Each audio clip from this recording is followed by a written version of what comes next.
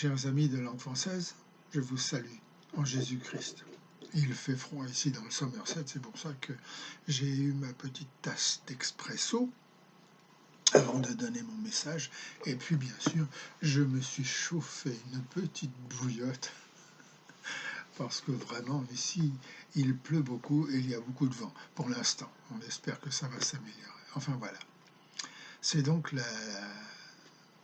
ma dernière petite étude sur les paroles que Jésus a adressées à l'apôtre Pierre lorsqu'il lui a dit à la fin d'un petit déjeuner qu'ils ont passé ensemble, lorsqu'il l'a pris à part et lui a dit: Pierre, m'aimes-tu? Et pour moi, c'est très important. Et je crois que c'est très important pour toutes nos églises chrétiennes actuelles, ces paroles de Jésus-Christ. Je vous rappelle qu'il n'y a pas de copyright sur ce que je dis. Tout me vient du Seigneur Jésus, et donc vous pouvez le reproduire si vous voulez, vous pouvez également le partager avec d'autres. Libre à vous, libre à vous. Enfin voilà, je commence. Pierre, m'aimes-tu? C'est dans cette question, mes amis, que se trouve le secret du christianisme, comme je le dis et je le répète, le succès de la vie chrétienne. Oui, l'amour est tout ce dont j'ai besoin. Ouais, aimer le Seigneur.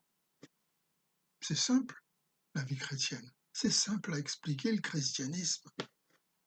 Ce secret n'a rien à voir avec ce que je crois, ce que je fais, ni les plans que je développe habituellement, mais il a à voir avec ce que je suis vis-à-vis de Dieu. Il a tout à voir avec la relation qu'il y a entre le Seigneur et moi. Alors ma question, elle est simple. Est-ce que je l'aime? Est-ce que je suis entièrement consacré à lui? Suis-je prêt à sacrifier ma personnalité, mon caractère avec lui sur cette croix afin que toute ma vie lui appartienne totalement? Suis-je prêt à sacrifier toute ma vie entre ses mains pour qu'il l'utilise comme bon lui semble? Vous savez, pour Jésus-Christ, il est extrêmement important que nous l'aimions afin de faire de nous des disciples. Voilà pourquoi la première condition pour qu'une personne devienne chrétienne est de mourir à elle-même.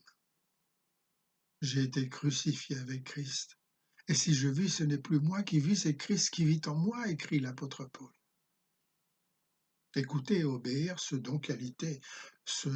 sont là deux qualités très importantes pour un vrai disciple. Mais ces qualités ne peuvent pas vraiment être pleinement et complètement remplies tant qu'elles ne sont pas revêtues par un amour totalement abandonné entre les mains du Christ. Ben oui, qui mieux que notre Seigneur connaît le besoin essentiel de son Église, de son armée du salut, de tous les gens qui font partie des églises chrétiennes? Qui aurait pu mieux que notre Seigneur Jésus-Christ prédire la souffrance, la solitude, les persécutions, le martyre qui allait être le fardeau de ses disciples à travers les âges? Christ savait parfaitement que le seul lien qui pouvait garder les disciples unis était un amour profond, fort, pur et passionné pour lui. Et c'est là, mes amis, le secret de l'Église chrétienne primitive. Voilà ce qui fait leur succès, leur amour total et inconditionnel pour Jésus-Christ, comme ça là. C'est cet amour qui les a aidés à travers les tempêtes et les difficultés de la vie. C'est cet amour qui les a fait chanter en prison et entendre leur condamnation à mort avec une grande joie. On a vu l'amour briser les barrières des langues humaines. C'est d'ailleurs l'amour pour le peuple britannique qui m'a fait venir au Royaume-Uni et apprendre leur langue. On a vu l'amour toucher des gens intelligents pour leur faire découvrir Dieu dans les sciences, les mathématiques, la politique et la musique. L'amour a été vu en action quand un virus mortel a envahi notre monde, éveillant chez les êtres humains le don de la solidarité, de l'unité, de la dévotion. L'amour a été vu devenir pauvre, s'abaissant, s'abandonnant, s'offrant, afin que d'autres puissent vivre. Mais est-ce là l'amour que le Seigneur attend de moi, attend de nous, lorsqu'il nous dit de l'aimer? Parlait-il d'un amour formel, conditionnel, temporel, froid? Parlait-il d'un amour que nous lui offrons sous une certaine forme de service communautaire lorsque nous nous sentons coupables dans notre conscience de ne rien faire pour les autres? Parlait-il d'un engagement dans la fanfare, une des sections de l'armée du salut? Parlait-il de joindre la chorale d'une église, d'apporter des fleurs pour décorer l'autel de mon lieu de culte, de nettoyer les salles où les chrétiens se rassemblent, à venir régulièrement aux réunions, au culte, à la messe? Christ parlait-il de notre devoir à aider financièrement notre Église, notre poste? Parlait-il de ces sacrifices et de ces travaux que nous avons ou devons accomplir simplement parce qu'il nous faut bien le faire? Est-ce là l'amour que le Seigneur attend de Pierre, l'amour que le Seigneur attend de nous tous, lorsqu'il a dit « m'aimes-tu » ? Ou parlait-il d'un amour réel, sincère, senti, loyal, chaleureux, fervent, passionné, total, abandonné, prêt à mourir? Prenons par exemple la dévotion de Ruth pour sa belle-mère Naomi dans l'Ancien Testament.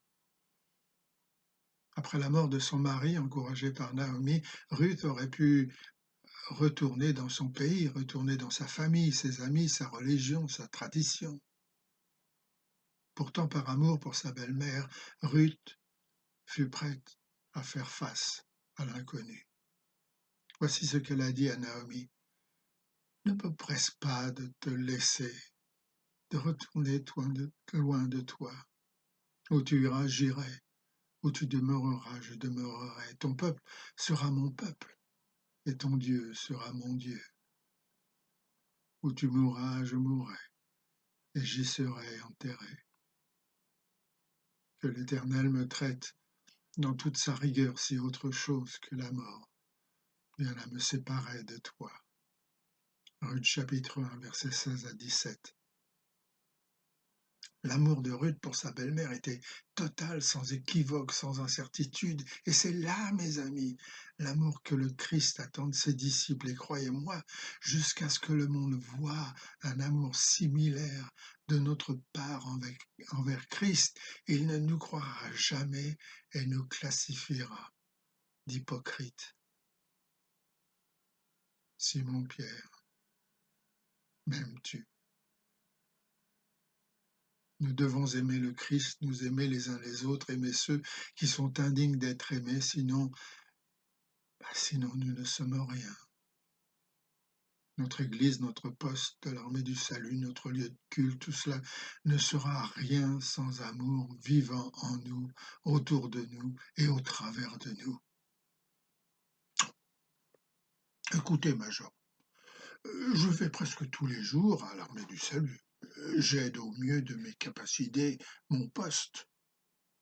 Et moi, Major, je joue dans la fanfare, je chante dans la chorale, cela ne compte-t-il pour rien? Mais qu'en est-il de moi alors? Je suis un officier local et donne tout mon temps de libre à l'armée du salut. Et moi aussi, hein, en tant que bénévole dans mon église. Oui, et moi, Major, financièrement parlant, vous savez que vous avez mon soutien sacrificiel et dévoué. Ah, Major, je comprends de quoi vous parlez. Cela s'appelle le vrai culte. Nous devons laisser le Saint-Esprit prendre le relais. Ce sera la preuve d'une véritable dévotion. Ah. Eh bien, mes chers amis, je sais ce que certains d'entre vous font à quel point vous êtes dévoué dans votre travail. Je suppose que je pourrais moi aussi me joindre à vos arguments et ajouter la preuve d'un tel dévouement sur mon tableau honorifique. Mais ce que j'essaie de dire, c'est que nous pouvons être dévoués jusqu'à nous agenouiller pour prier 24 heures sur 24, 7 jours sur 7, et pourtant ne pas vraiment aimer comme Christ veut que nous l'aimions.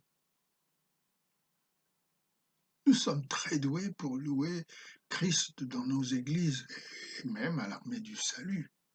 Comme le bon samaritain, nous aidons ceux qui sont dans le besoin et on leur trouve même du travail et un logement si nécessaire.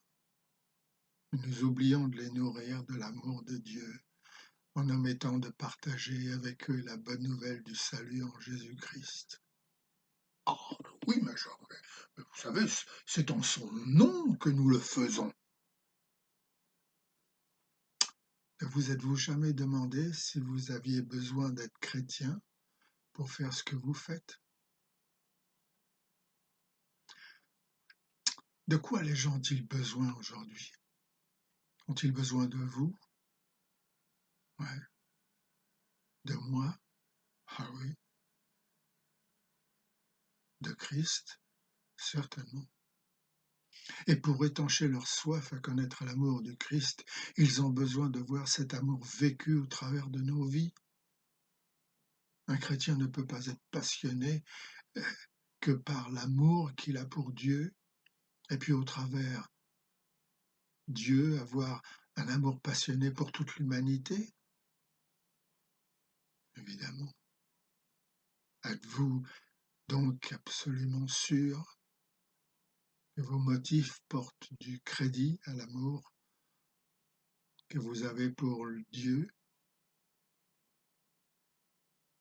Vous le savez, Dieu le sait. Alors, l'aimez-vous?